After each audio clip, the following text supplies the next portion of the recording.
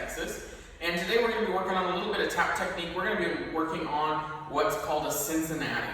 And so a Cincinnati has a few different parts. It uses shuffles, heel drops, and back flaps are the three main things that it uses. And so this is an intermediate to advanced step. It's not a super difficult step rhythm-wise, but because it's in a swung tempo and you're using both feet at the same time to execute the step, it can be a little tricky to coordinate the rhythm with your feet and what they're doing. And so that's why students usually have a problem with it. It's just getting the coordination down between the right and the left foot, which sound goes where. And so I like to do two little warm-ups before we work on these. The first one is back flaps. And so your kids really need to make sure that they understand the concept of the back flap and that they can do them consecutively and consistently without making more or less sounds than there is in a back flap. So our back flaps make two sounds. We want to make sure that we're up on the balls of our feet when we do them. And a lot of things that I see when kids make back flaps, and it really hurts them when they do Cincinnati's, is they do this. They keep their leg and they put it way behind them like this. Well, now I'm off my weight, and so when I go to do this back flap, I'm just leaning back, and I'm going to lean back, back, back, back, back. And we don't want to do that. We want to think of our feet just like when we do our forward flaps. We want to think of our feet being right under us. And so we stay on the balls of our feet. Not put their hands on their hips. And we go on the balls of our feet, and when we brush back, we really want to keep our foot as close to the rest of our body as we can. We don't want to make it go out way behind us. We want to keep it super close to the rest of our body. So I like to make them go just across the floor doing their back flaps. And so I'll do a few for you, like a moderate tempo of 5, 6, 7, 8.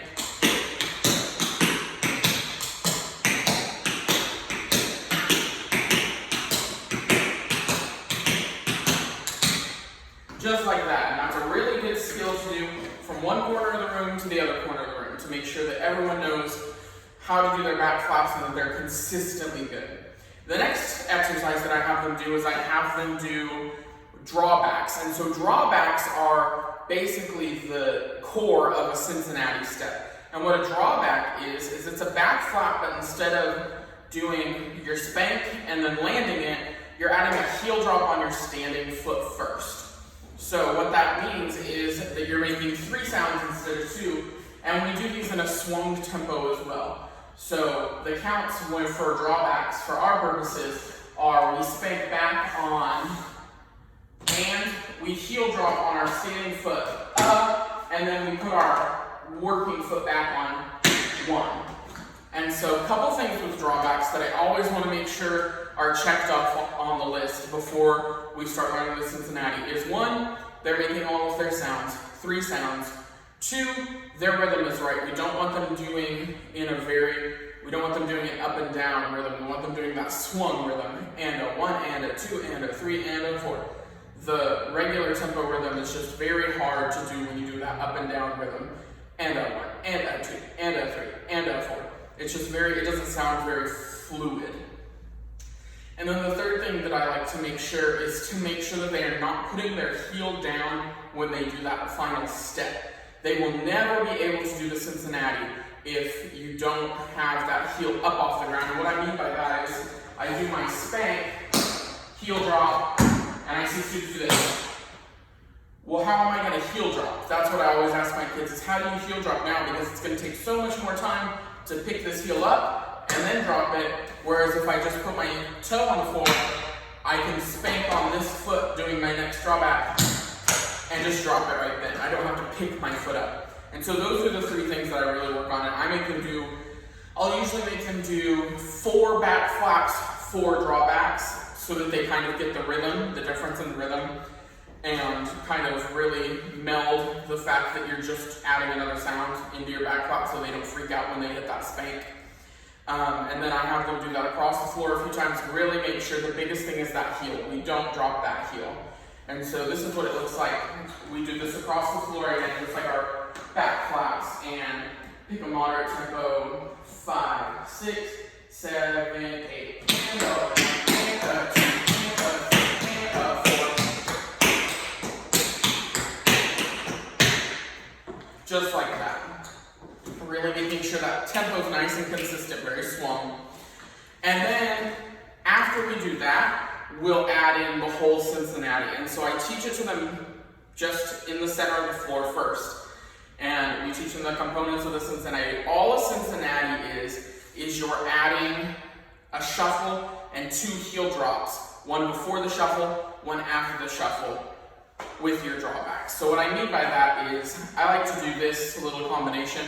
Again, like we did the flaps, then the drawbacks. We're going to do the drawbacks, then the Cincinnati. So we start on our right foot, we do 2 drawbacks.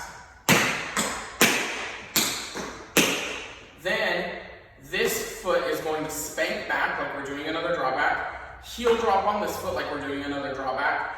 But instead of putting our weight back on this foot, we're going to shuffle to the side, do another standing heel drop, and then put our foot back so we can start the next Cincinnati.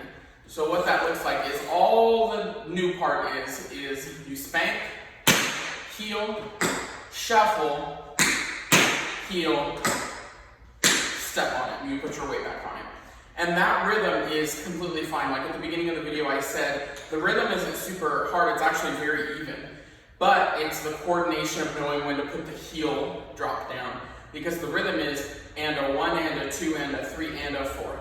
All you're doing is and a 1, and a 2, and a 3, and a 4. That's that rhythm. But you have to know when the heel goes. And so I like to make them clap when they do the heel drop, because we do it very slowly at first, or make them say the word heel so that they know, they get it in their brain, they get it in their body, that that's where the heel drop goes. And every heel drop, not just for the shuffle. But the whole thing that we do is 2 drawbacks and then our Cincinnati. So it sounds like this. We go and a 1 and a 2. You're going to spank, heel, shuffle, heel, toe. Spank, heel, shuffle, heel, toe. And then we get ready to do our next one. Spank, heel, step, spank, heel, step, spank, heel, shuffle, heel, step. And that's it. And we do that super slowly. And again, we want to get that heel drop rhythm in there because the rhythm is even for the step. And so again, say heel, clap, really just doing something where your mind and your body are connecting. And so this is the combo that we do. It's a little, we'll do slow first and then fast. But we do, I'm going to start on my right foot and we do 2 drawbacks and then a Cincinnati of 5, 6, 7, 8, and a 1, and a 2, and a 3, and a 4.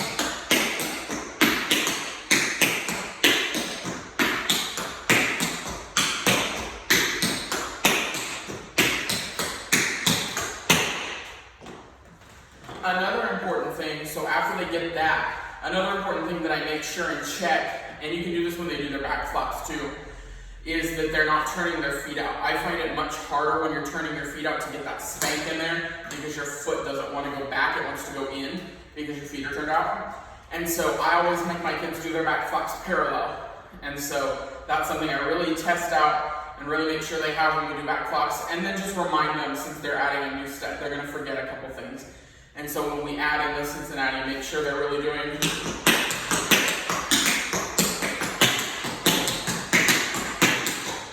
really make sure they have those toes pointed forward.